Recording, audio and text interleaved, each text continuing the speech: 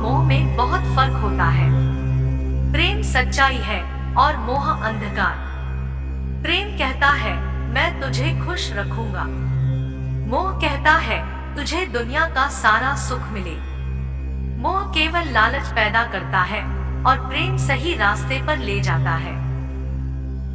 अपने संतान से प्रेम करो जितना तुम कर सकते हो, लेकिन कभी मोह मत करना, क्योंकि मोह तुम्हारे संतान का जीवन दुख के तरफ ले जाएगा, उसे ज्ञान से दूर रखेगा। यदि कोई मनुष्य हमारे साथ बुरा कर रहा है तो उसे करने दो, यह उसका कर्म है और समय उसका कर्म का फल जरूर देगा।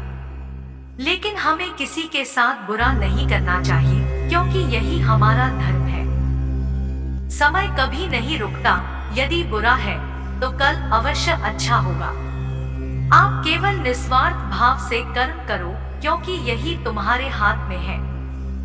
किसी को अपने कर्तव्यों से मुंह नहीं मोड़ना चाहिए, चाहे उसे इसमें हार क्यों ना दिखाई दे रहा हो।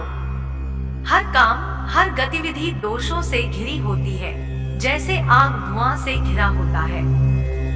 यदि किसी ने आपको दुखी किया है तो बुरा मत मानना, क्योंकि लोग उसी पेड़ पर पत्थर मारते हैं जिस पर सबसे ज्यादा मीठा फल लगा होता है।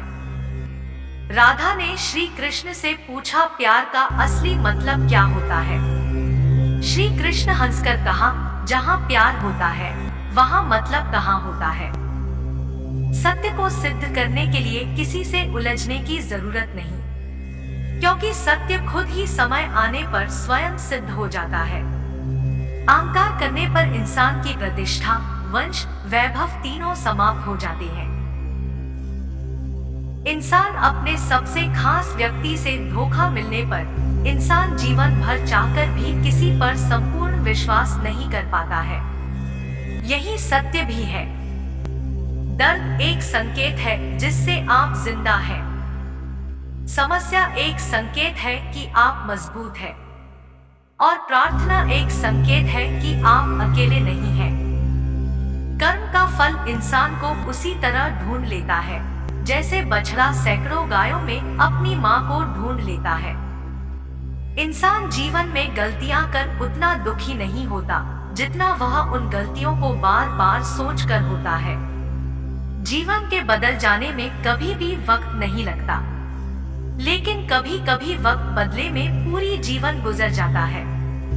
जो हुआ वो अच्छा हुआ, जो होगा वह भी अच्छा ही होगा। तुम भूतकाल का चिंता ना करो और भविष्य के बारे में भी चिंता ना करो, क्योंकि अभी वर्तमान है और यही तेरे साथ है।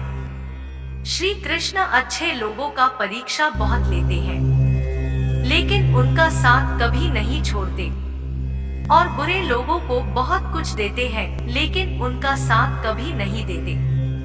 मनुष्य गोरा चाहे कितना ना हो, लेकिन उसका परछाई सदैव काली ही होती है। मैं श्रेष्ठ हूँ यह आत्मविश्वास है, लेकिन मैं ही श्रेष्ठ हूँ यह अहंकार है, और अहंकार इंसान को खा जाता है।